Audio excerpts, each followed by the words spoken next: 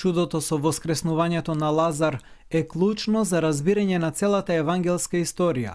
Ова чудо, освен што означува крај и кулминација на долгата низа чуда што Исус ги извршил за време на неговото јавно дело, тоа е и премин во историјата на страдањата. Кулминација на сето тоа пак ќе биде воскресението на Исус Христос, кое е директно поврзано со расказот за воскресението на Лазар. Исус наближил до Ерусалим и веќе бил близу до Витанија, село на југоисточната падина на ридот Елеон. Во Витанија живееле Лазар и неговите сестри Марија и Марта. Лазар бил болен, така што неговите сестри, кога слушнале дека Исус наближувал, испратиле некого да му каже за тоа со надеж дека ќе побрза кај нив и ќе го излечи болниот. Исус го сакал целото семејство на Лазар и при секое патување кон Ерусалим наминувал кај него да се одмори од вревата на толпата што го следела, па Марија и Марта не се сомневале дека нивниот болен брат ќе биде излечен. Тие дури и не барале од Исус да го исцели, туку само го известиле за болеста. Ете, тој што го сакаш, болен е. Но Исус не само што не побрзал во Витанија, туку дури и намерно останал 2 дена на местото каде што го известиле за Лазаровата болест. А за да можат апостолите да ја разберат таа негова бавност, тој им рекол дека болеста на Лазар не е за смрт, туку за слава на Бога, за да се прослави Синот Божји преку неа. Исус знаел дека Лазар ќе умре и рекол дека неговата болест не е за смрт, затоа што имал намера да го воскресне и затоа што таа болест нема да заврши со смрт, со каква што секогаш завршува земскиот живот на човекот. Тој знаел дека воскресението на починатиот Лазар ќе го прослави Бога и дека таа слава ќе го прослави и него, Синот Божји, кој изврши такво чудо. После 2 дена, Исус им рекол на своите ученици да се вратиме повторно во Јудеја. Исус, заминувајќи од Галилеја, тргнал кон Ерусалим, односно во Јудеја. Целта на тоа патување им била позната на неговите апостоли и затоа, кога рекол да одиме повторно во Јудеја, треба да предпоставиме дека тој веќе навлегол во пределите на Јудеја и повторно отишол преку Јордан до Переја. Апостолите сепак го сметале тоа за враќање на Исус кон Галилеја. Затоа тие биле изненадени од неговата желба да оди повторно во Јудеја и му рекле: Учителу, одамна ли евреите сакаа да те каменуваат и повторно ли ќе одиш таму? Велејќи го тоа, апостолите покажале недостаток на вера. Гледајќи толку многу извонредни чуда извршени од Исус, размислувајќи за неговото божествено учење, тие биле подготвени да го препознаат него како вистинскиот Месија, па дури и апостол Петар на прашањето од Исус за кого ме сметате, извикал: Ти си Христос, Синот на живиот Бог. Но тие не сакале ни да помислат дека Месијата, Христос, Синот Божји, може да умре. И бидејќи евреите кои го замразиле би можеле да го убијат ако тој повторно се појави во Ерусалим, тогаш искрено сакајќи го Исус, тие сакале да го разубедат и да го одвратат од тоа опасно патување. Исус знаел дека треба да умре и да воскресне и дека сето тоа ќе се изврши според волјата на неговиот Отец. Патот пред него му бил јасен, како што е јасен патот за патникот кој патува дење. Затоа, сакајќи да ги смири своите апостоли, тој рекол: Зарем нема 12 часови во денот? Оној што оди дење не се сопнува, зашто ја гледа светлината на овој свет, но тој што оди ноќе се сопнува, затоа што нема светлина во него. Со други зборови, и како што еден патник оди по својот пат, се додека не поминат тие 12 светли часови од денот и гледа се што е пред него на своето патување, така и јас одам според волјата на мојот Отец, и ништо непредвидено не може да ми се случи. Зошто се вашите предупредувања? Потоа, за да им ја покаже неговата сезнајност, тој рекол: Лазар, нашиот пријател, заспа, но ќе го разбудам. Апостолите, не губејќи надеж дека ќе го задржат Исус да не се изложува на опасното патување кон Ерусалим, забележале дека нема потреба да оди ако Лазар заспал. затоа што спиењето е знак дека болеста поминува, тоест пресврте кон подобро. Ако заспал, ќе се опорави. На црковнословенски, а ще успе, спасен будет. Тие не го разбрале Исус и затоа тој јасно им кажал дека Лазар е мртов. Во исто време, Исус додал дека се радува за нив, за апостолите, бидејќи не бил во Витанија кога Лазар бил болен, зашто ако го исцелел од болеста, тоа не би можело да ја зајакне нивната вера во него, како што за тоа ќе придонесе воскресението што предстоело за кратко време.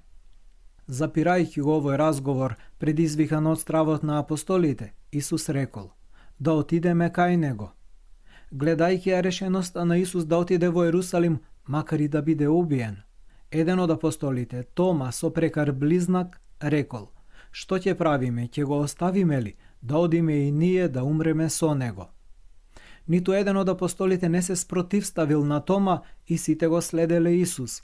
Кога Исус се приближил до Витанија, му кажале дека Лазар умрел и во гробницата бил веќе 4ти ден. Марта отишла да го пречека и со тага му рекла дека ако не доцнел со неговото доаѓање, ако го пронајдеше својот брат се уште жив, тој немало да умре. Сепак, не губејќи надеж за нешто подобро, нешто за што можела само да мечтае, но не се осмелила да го каже директно, таа рекла: но и сега знам, што и да посакаш од Бога, Бог ќе ти даде. Твојот брат ќе воскресне, и рекол Исус. Лазар ќе воскресне. Да, таа мечтаела за тоа и му сугерирала на Исус, велејки: знам дека што и да бараш од Бога, Бог ќе ти даде. Сепак, таа не го прифаќа ветувањето на Исус со восхит, како што може да се очекува од неа, туку останала нецелосно уверена. Потисната од тагата, таа се плаши да верува во незината среќа, сакајќи да провери дали не разбрала погрешно. Таа на Христовите зборови намерно им дава поинаква, неутешителна смисла. Таа рекла: знам дека ќе воскресне во последниот ден, кога сите ќе бидат воскреснати за судот. Но каква утеха од тоа, кога тој сега е мртов? Марта верувала дека Бог ќе ја исполни секоја молба на Исус, што значи пак немала доволно верба во семоќта на самиот Исус. Затоа, сакајќи да ја доведе до таква вера, тој вели: јас сум воскресението и животот, и кој верува во мене, и да умре ќе живее. И секој што живее и верува во мене, нема да умре довека. Го веруваш ли ова? Имено, дали веруваш дека јас кој имам моќ сега да го воскреснам твојот мртов брат, имам власт и да дарувам вечен живот на сите што веруваат во мене? Убедена ли си дека секој што верува во мене станува бесмртен и ако умира привремено, сепак ќе оживее со поинаков вечен живот? Да, Господи, одговорила Марта. Верувам дека ти си Христос, Синот Божи, кој доаѓа во светот. Следувало големото чудо. Со тоа чудо, Исус сакал да ги обрати кон него срцата на оние што се уште не верувале во него и да им даде можност на неговите непријатели да размислат и да се покајат. Затоа, тој не само што сакал тоа јавно да го изврши, туку дури ја повикал незината сестра Марија и останал, чекајќи ја неа и незините придружници на местото каде што го пречекала Марта. Иако Марта тајно ја повикала Марија, но брзањето со кое таа станала и заминала ги принудило да појдат со неа и евреите што ја тешеле. Тие, како што објаснува евангелистот, помислиле дека таа тргнала кон гробот на незиниот брат да плаче, па отишле по неа. Семејството на Лазар очигледно уживало посебна љубов и почит кај блиските, бидејќи многумина од евреите што живееле во Ерусалим, кој е 3 километри далеко од Витанија, дошле да сочувствуваат со тагата на двете сироти сестри. Марија пристигнала кај Исус, со солзи паднала пред неговите нозе и рекла: Господи, да беше ти овде, немаше да умре брат ми. Солзите на Марија, тагата од длабочините на незината нажалена душа, предизвикале солзи во очите на Исус. Исус се натажи со духот и се потресе. Грчкиот збор еневримисато, преведен со зборот се натажи, всушност означува негодување, гнев и огорченост предизвикане од неумесна постапка. А зборот етараксен, преведен со зборот се потресе, означува растрепереност, вознемиреност. Од тука, целиот израз попрецизно преведен би бил тој беше огорчен и возбуден. Зошто била огорчена Господовата душа во тој момент? Нешто подоцна, кога евреите кои биле таму јасно го изразиле непријателскиот однос кон него, тој повторно бил огорчен, како што е запишано во Светото Евангелие. А Исус повторно се нажали во себе и дојде до гробот. Да споменеме дека и во овој стих е употребен истиот збор како и претходно. Тоа ни дава основа да предпоставиме дека Господ дури и во тој момент бил огорчен од истото, тоест од однесувањето на некои евреи во тоа време. Евангелистот вели дека Господ се огорчил кога ја видел Марија како плаче и евреите кои дошле со неа плачејки, односно кога ги видел од една страна искрените солзи над длабоко нажалената сестра на починатиот, а од друга страна веднаш до неа плачот на луѓето кои го мразеле. Господ бил огорчен од крокодилските солзи на неговите непријатели. Освен тоа, Господ видел дека тоа непријателство против него ќе го доведе до смрт. И сега, оние што биле исполнети со таа омраза кон него, се тука, при најголемото чудо што сега ќе биде извршено. Ова чудо ќе биде најголемиот знак и доказ за неговото месијанско достоинство и треба да го изгасне непријателството кон него. Но наместо тоа, чудото, тој го знаел тоа, ќе стане главен повод тој да биде осуден на смрт. Оваа огорченост била толку силна, што предизвикала надворешен телесен потрес, просолзување. Надворешен израз на брзата и решителна победа над духот над огорченоста било краткото прашање. Каде го положивте? Прашањето е, без сомнение, упатено до сестрите на починатиот, а тие му одговориле: Господи, дојди и види. Исус просолзи. Огорченоста на духот била победена и разрешена со солзите на Господа, со солзите како данок на неговата човечка природа. Исус Христос е Богочовек, во него се соединети Божјата и човековата природа. Тој како човек плаче, а како Бог го воскреснува Лазар. Евангелистот зборува за впечатокот што солзите на Исус го направиле врз присутните евреи. Дури и некои од нив биле трогнати од неговите солзи и рекле: видете колку го сакал. Други пак приговарале: не можеше ли тој што ги отвори очите на слепиот човек да стори да не умре и овој? Ако можеше, тогаш се разбира немаше да дозволи Лазар да умре. Сепак Лазар умре, значи овој не можеше да го стори тоа, затоа е вознемирен и плаче. Непријателите на Христос избегнувале да му го кажат името, затоа и сега со презир за него рекле овој. Господ, потиснувајќи го чувството на жалост, тивко се приближил до гробот на Лазар, односно до пештерата на чиј влез бил поставен камен. Кога стигнал пред гробницата, тој заповедал да го тргнат каменот. Пештерите во кои биле погребувани мртвите се отворале само во исклучителни случаи и тоа само наскоро по погребот, а не кога телото веќе се распаѓало, гниело. Освен тоа, заради топлата клима на Палестина, распаѓањето на телата започнува многу скоро по смртта, заради што евреите ги погребувале своите мртви во истиот ден кога ќе умреле. А на 4-тиот ден по смртта, распаѓањето било до тој степен што дури и верната Марта започнала да се сомнева во можноста за воскреснување на Лазар. Затоа, таа како да сака да ја спречи таа тажна и бесцелна сцена според нејзиното мислење, и со притеснување му вели на Исус: Господи, мириса веќе, оти 4 денови има откако е умрен. Кога испратените од сестрите на Лазар му рекле на Исус дека оној што тој го сака е болен, Исус им одговорил дека оваа болест не е за смрт, туку за слава на Бога. Кога Марта излегла да го пречека и му соопштила дека незиниот брат е мртов, тој и кажал дека незиниот брат ќе воскресне, зашто тој самиот е воскресението и животот.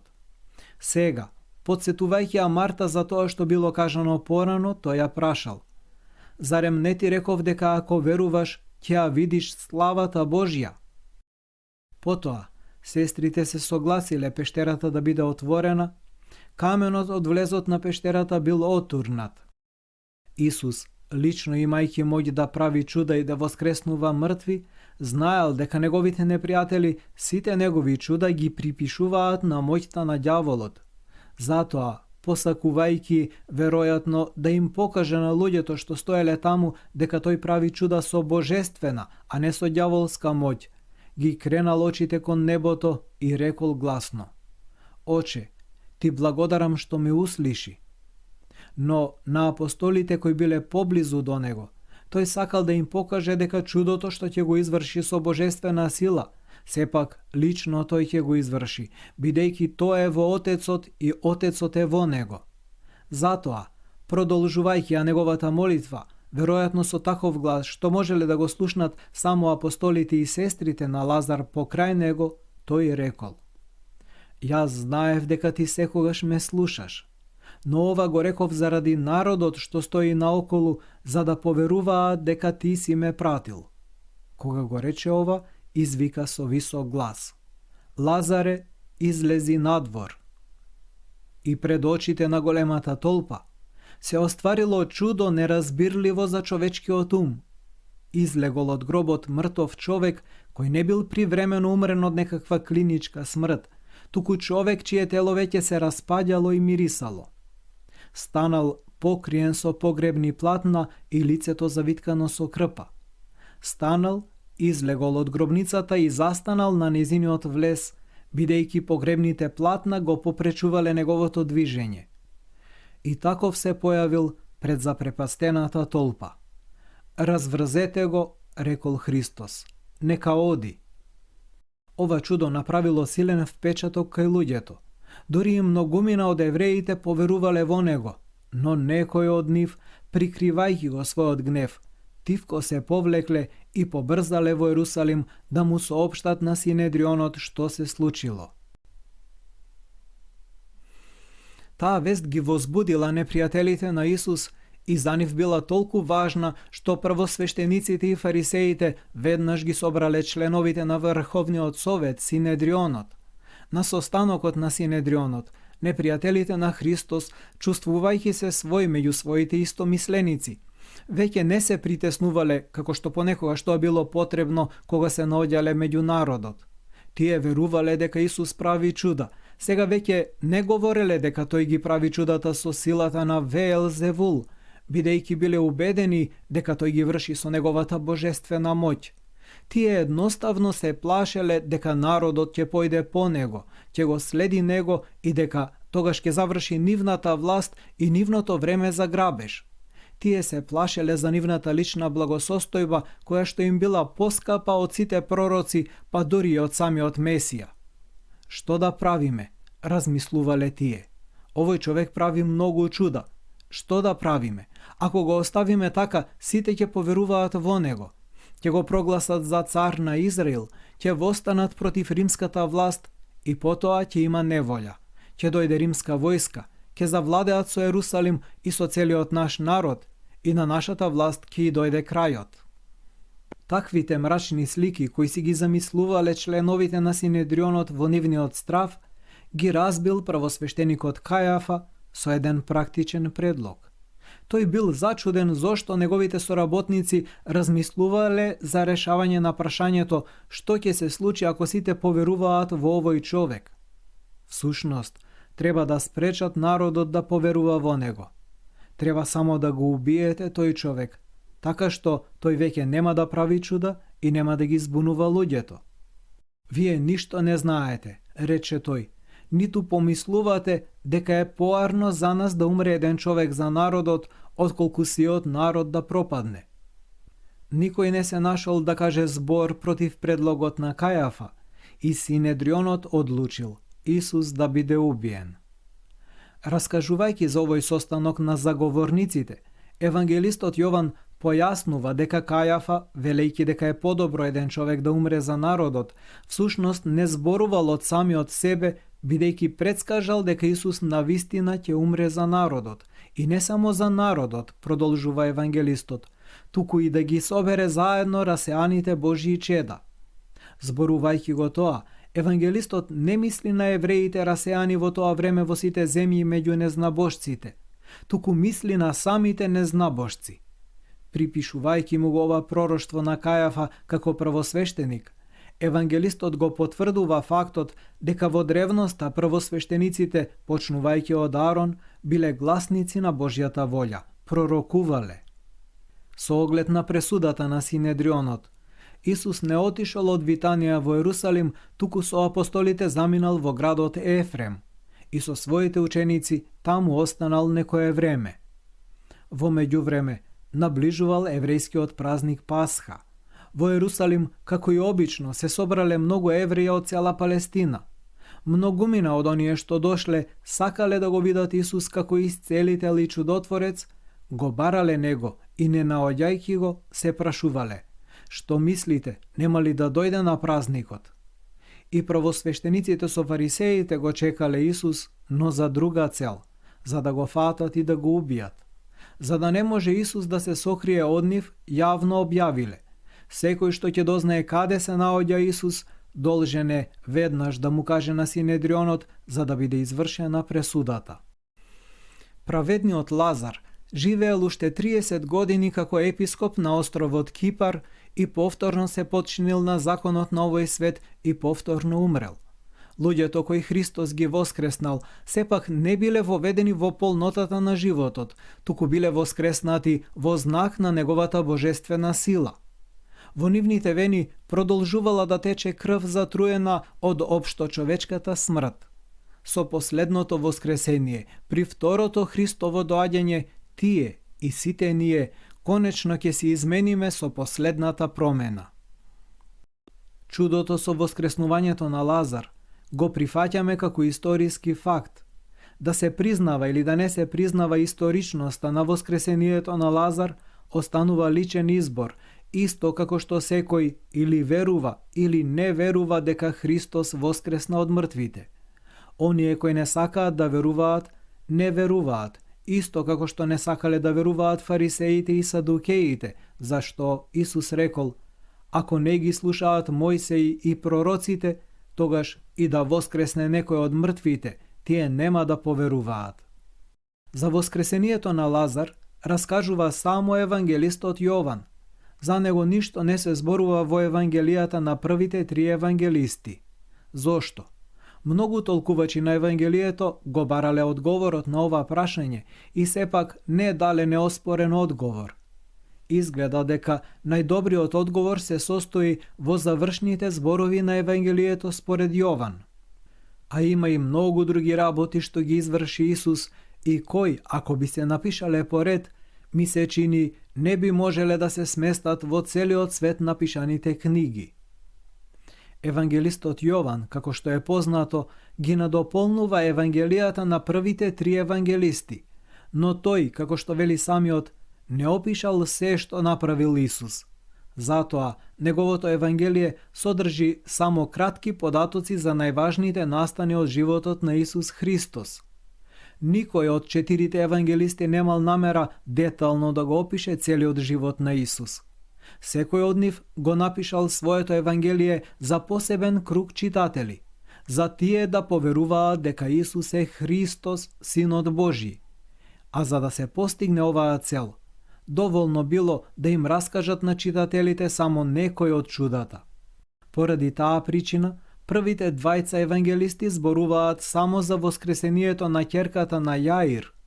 Третиот евангелист ги надополнува нивните наративи со расказот за воскреснувањето на синот на вдовицата од Наин, а четвртиот раскажува за воскреснувањето на Лазар.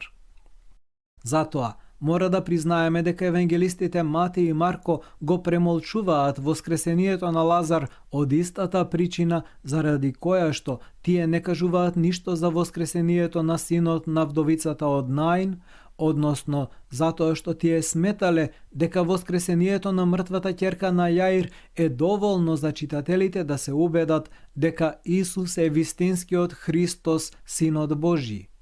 Тие исто така не кажуваат ништо за воскресенијата на други мртви, какви што несомнено биле извршени. Доказ за тоа се зборовите на самиот Спасител, цитирани од евангелистите Матеј и Лука. Кога учениците на Јован Крстител дошле кај Исус и го прашале: "Дали си ти тој што треба да дојде или да чекаме друг?" Тогаш Исус извршил многу чуда пред нив и им рекол: "Одете и кажете му на Јован што видовте и што слушнавте. Слепи прогледуваат, хроми проодуваат, лепрозни се очистуваат, глуви прослушуваат, мртви воскреснуваат и на бедни им се проповеда Евангелието." Несомнено, Исус Христос им заповедал на учениците на Јован Крстител да му раскажат на својот учител само она на што самите биле очевидци. Затоа, зборовите на Исус дека мртви воскреснуваат, докажуваат дека во присуство на учениците на Јован било извршено воскресение на еден умрен или на неколкумина умрени. Но евангелистите не сметале дека е неопходно да зборуваат за тие воскреснувања, затоа што порано раскажале за власта на Исус да воскреснува мртви, и тоа според нив е сосема доволно да поверуваат во него оние за кои ги напишале своите евангелија. Господ Исус Христос го воскреснал Лазар 6 денови пред тој самиот да биде предаден и распнат. Смислата на моментот во кој се случува Лазаровото воскресение е изразена со една црковна песна во која се пее: "Сакајќи сите да ги убедиш во општото воскресение, пред твоите страдања си го воскреснал Лазар, Христе Боже наш." Воскреснувањето на Лазар црквата го прославува како доказ за божествената сила на Христос Спасителот и како увереност во Христовото воскресение и во општото воскресение на сите умрени.